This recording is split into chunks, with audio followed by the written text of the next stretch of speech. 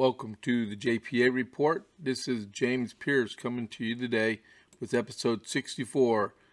Happy Veterans Day and other things. Okay, so this is primarily for Veterans Day. Thank y'all very much for tuning in. Don't forget, thank y'all. A shout out to everybody. I had a podcast the other day, had 37 views on it on Rumble. Awesome. Okay, that means more people are spreading the word. Thank you very much. Subscribe and get the word out. Okay, and then just friendly reminder: about 10 o'clock on Saturday morning, I'm going to do another Rumble Live for the JP8 Report, only on Rumble. It's not on YouTube or anything else. Only on Rumble. Okay. So Veterans Day. Most of y'all know I'm a veteran, okay? My wife is a veteran. My Uncle Herschel's a veteran. My Uncle Kenneth is a veteran. My Uncle Wayne is a veteran. My Uncle David's a veteran. My Uncle Charles is a veteran. My Uncle Jimmy was a veteran. Well, there's a lot of veterans in our family. Several of us are combat vets. I am. My wife was an MP when she was in the Army. She was in the Army for roughly about 4 years till she hurt herself and had to get out. I served 25 years in the Army. 25 years, 10 months, 4 days. But I retired in 2012, and I got 3 combat tours. I was in the first Gulf War. I got there shortly thereafter the end of Desert Storm campaign. And I was there when the ceasefire campaign started, and then I was in country all the way to January 1992, January 30th, 1992. And then I was in Operation Iraqi Freedom in 2007 and 2008. And I was in Afghanistan up in Bagram for Operation Enduring Freedom from December 2009 to December 2010. And both of those were combat tours. Okay, I was in Bagram in the last one. So I went to basic training at Fort Dix, New Jersey. A lot of people don't know where Fort Dix is, but that started my military career. And if you didn't know, several people that know me personally know the reason why I joined the Army. Everybody has their own reason, whether it be a job or college money. I draw it back all the way to a movie I watched, Red Dawn, that came out in the early 80s. I wanted to fight Russians. Okay, never got to fight Russians, thank goodness, right? But being in the Army, I've been to Fort Dix. I've been to Germany twice. I was stationed in Maryland. I was with White House Communications Agency. I was an Army recruiter. Please don't hold that against me, guys, okay? Please don't. I was at Fort Sill, Oklahoma, where I got to be around a M109A3 howitzer for almost 2.5 years. And I learned a lot about the Army and that combat arms unit. And then when I was in Iraqi Assistance Group as an advisor when I went to Iraq, I lived with, I believe, 6 infantrymen for a whole year, along with the Iraqi Army. And I learned a lot about combat arms then. There's a difference between being a FOBIT and being an actual combat vet. Okay? I was the actual combat vet. I was always out there and outside the wire when I was in Iraq. But I know a lot of y'all have stories y'all can tell about this. I asked if you want, you can put them in the comments here. Or if you see this on Facebook or YouTube, this podcast, put your comments in there about you being a veteran. It's greatly appreciated. There's a very few of us that actually serve in the military these days. The common misconception is that that we're all killers, and we're not. We're individual Americans want to keep our country safe and secure. And, we support and defend the Constitution of the United States against all enemies, foreign and domestic. That's part of our oath, okay? Once you take off your uniform, a lot of people just forget about it. But, a lot of military veterans don't. And they think we all believe that we take the oath to the grave, okay? And we actually really want to be out there and be part of the process. You see a lot of veterans these days that start nonprofits that help with veteran suicide, which is a travesty. It still averages between 21 and 23 veterans a day in our country that commit suicide.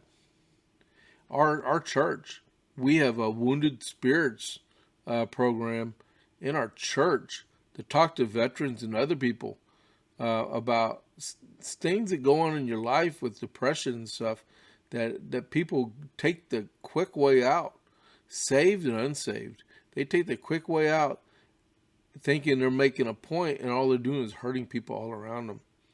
And when those people that actually take that ultimate step, they can be saved physically without taking their lives. I say 21 to 23 Americans a day, veterans a day, commit suicide. But if you look at the numbers, it's like 140 Americans a day do that. Around our country, we complain about the death rate for COVID, but this is a serious matter. And veterans are a core to that. We comprise there's like 2 million 2 million active duty right now in the military. Okay, out of a population of approximately 330 million Americans. So that would be less than 1% of the country serves in the active duty military, okay, or the military. And about 20% of the suicides in our country are from veterans in active duty. That's crazy. We can do better. But I'd like to say, hey, thank y'all to every one of y'all that raised your right hand to serve your country, whether it be for 2 years, 4 years, 6 years, 20, 25, 30 plus. I bet there's a sergeant major or a general officer that watches my podcast from time to time. Okay? But it is a great honor serving my country, and it is something I would never give back because it was part of me. I mean, I've been places and I've seen stuff that the ordinary American will never ever see. I got paid for it. Sometimes I loved it. Sometimes I hated it. But I did it because I love my country and I'll do anything for it. Okay. But yeah, like I was saying, if you got a quick thing you want to tell me about you serving in the military, leave a comment on any of the platforms that you're listening to so other people can see it too, okay? Not just me, but everybody. All right? And let's see. What else about Veterans Day? Well, been there, done that. But I would do it all over again, okay? So, with it being Veterans Day, a lot of people, if someone comes up to you and say, thank you for your service, like me, I wear my OIF hat a lot, okay? And I got little kids that come up and say, thank you for serving. I had one kid salute me one time. That was weird, but hey, I saluted him back, even though I was enlisted, right? There are, if you like to take advantage of Veterans Day discounts for vets, look in the paper, look online. There are a lot of people out there giving away free food. If you like to go get a free meal, this is like your one day to get away with it. I'm not saying be a veteran so you can get a free meal, But it's just a way of showing us an appreciation to you, to get you to get out there, get out of the house, get out there so people can meet you. Wear a hat, wear a patrol cap, wear a medals hat or a campaign hat like a lot of people wear these days. If you see a World War II veteran or a Korean veteran or even a Vietnam veteran, tell them thank you. I mean, I got two of them that live right beside me. A retired command sergeant major and a retired chief warrant officer. Mike Sharp, he's a really good friend of mine. And he's awesome. He was a chopper pilot in Vietnam. And man, he served all the way up until the Gulf War. And then he retired. But hey, just get out there and tell people thank you very much, okay? And then let's see. What else do I want to talk about today? This may not be a 30-minute podcast, guys, okay? So just be, if it cuts off short, like, wow, okay? Go cut the grass while you can. A couple of things I wanted to talk about. I saw this morning about inflation. So if you didn't know, I'm going to post this tomorrow morning on Veterans Day, but I'm recording it on November 10th, okay? The Marine Corps birthday, if you didn't, 246th anniversary of the founding of the Marine Corps. I heard Joey Jones on TV this morning said the only branch of service that was formed in a bar. Unbelievable. I never knew that till this morning. So inflation. The inflation rate from the 30th of September to the 31st of October increased. They were expecting 0.6 of 1%. It jumped to 0.9% to 6.2 or 6.3. Okay, that was the Consumer Price Index. Okay, everything's getting expensive, from microchips, the TVs, the cars, the Thanksgiving dinner, toothpaste. I mean, you name it, everything is going up in price. They had a deal on the news this morning. A ribeye steak, a bone-in ribeye steak, $16 a pound. I saw it more expensive than that at the store the other day. I didn't touch it. And it comes from not just some jacking the prices up. I mean, today I looked at my email. Another company increased their price up too. One yesterday raised their prices, I believe, 6%. And I got another email today. They raised their prices 8%. And it's like, do I just suck up everything, or do I have to pass it on to the customer? You know what? I do my best to hold my prices down so I can get more customers. But it hurts. It hurts. You can ask my wife or children. I sit over here sometimes by my desk and I'm like, what do I do so I can make it easier for people to do renovations in their house? And you know, you go through everything like, do I not raise my prices and lose profit? My corporate president, she would go bananas if she heard that. But you can't do work for free. You got to make money. And so there's only so much you can cut back. And usually the customer ends up paying more increase in prices and stuff.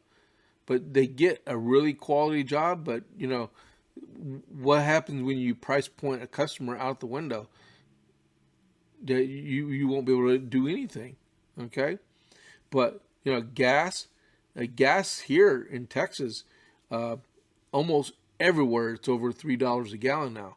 National average is $3.48 a gallon. That sucks up. I mean, my truck, I got a Silverado. I put $75 of gas in it the other day. $75. When normally I'm putting about $45 in there.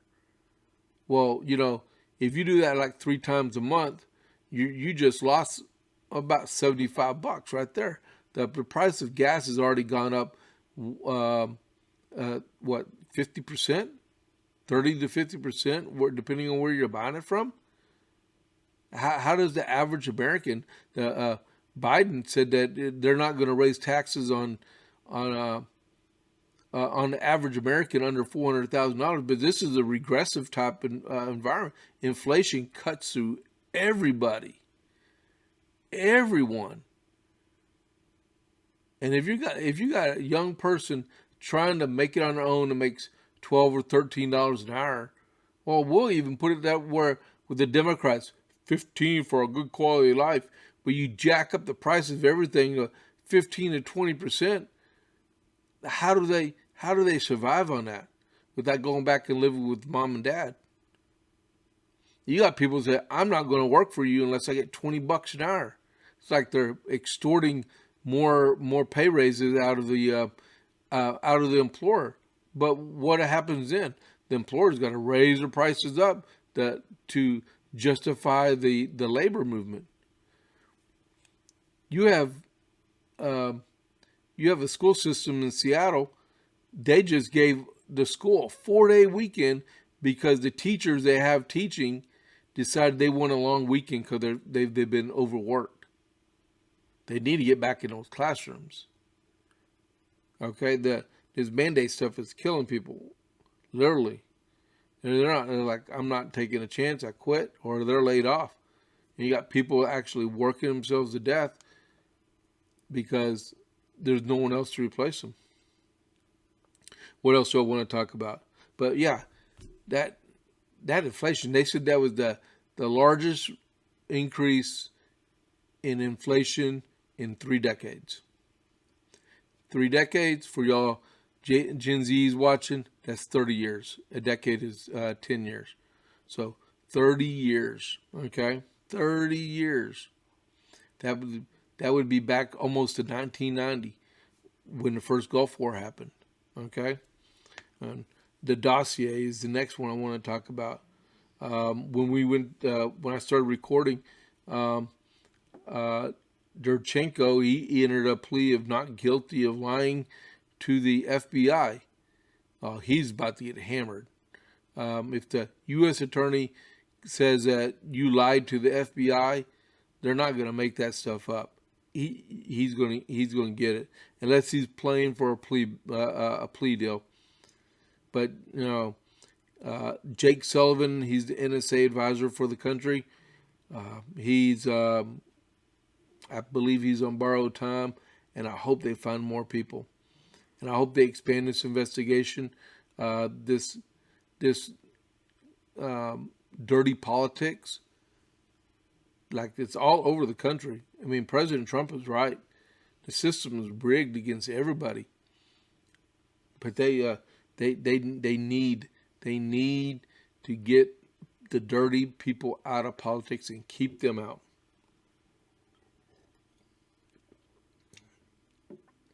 There's no excuse for the FBI and the federal government to be investigating to set up politicians and candidates for public office.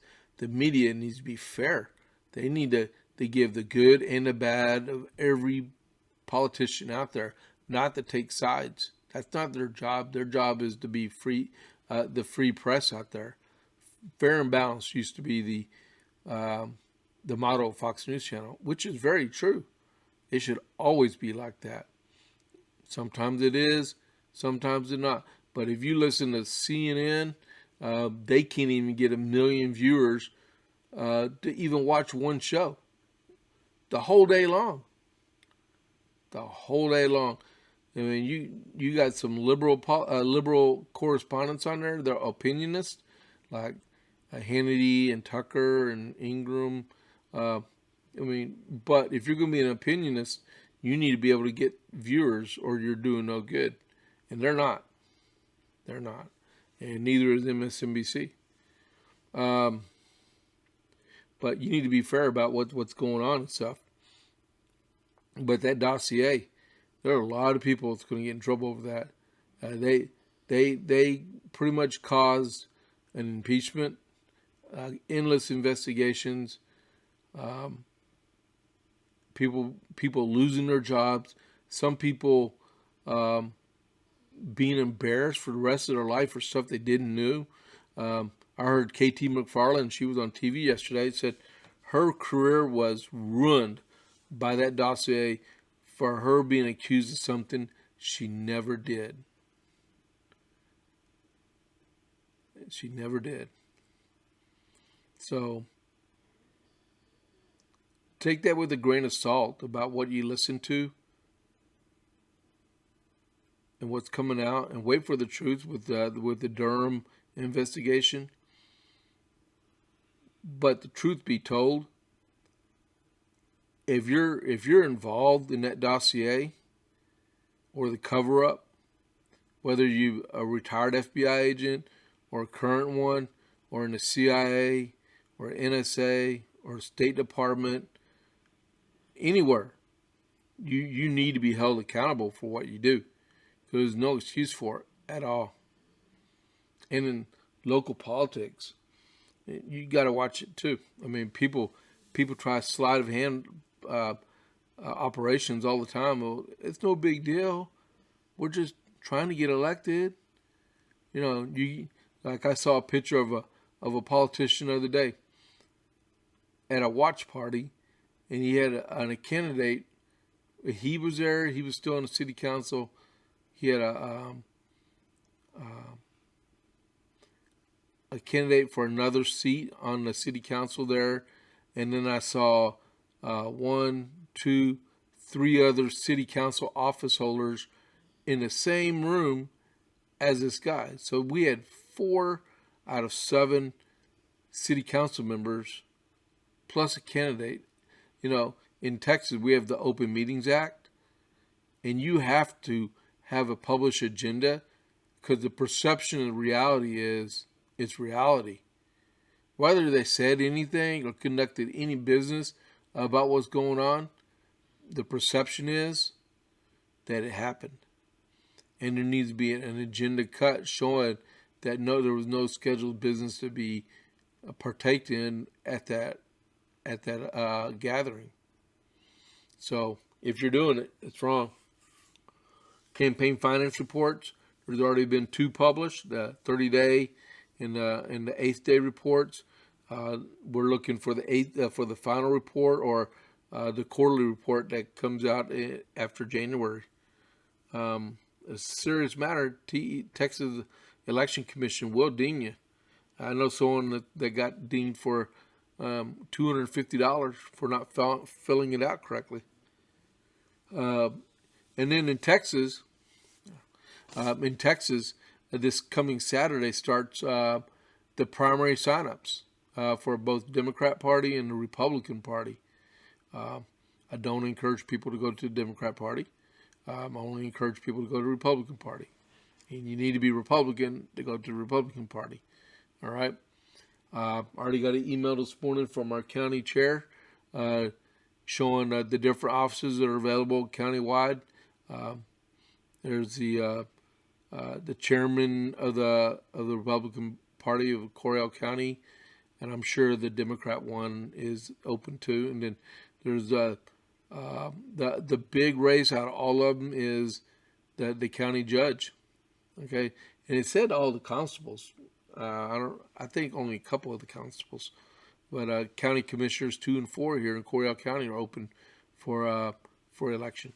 But so from 13 November to 13 December is the filing period to be able to get on the ballot to participate in the primary this spring in the state of Texas. Okay, so if you're willing, and just remember, most of the time there's a filing fee for primary politics. Okay. Local politics in the cities or like colleges, there's no filing fee. But when you do a primary election, you got to pay for the primary election. Okay, so that's what that filing fee is probably for. So good luck for anybody that's running out there. I know. Let's see, here in Coryell County, in countywide races, I know one person that's already made the decision to do that. So good luck to him, Joey. Hope to see you Saturday. I'm going to go up there and see some of the action going on. Maybe boring, but remember, I still got my. Before I let you go, remember, about 10 o'clock on Saturday is my Rumble Live. Okay, the JP8 Report Live. All right, so I hope everybody has a great Veterans Day.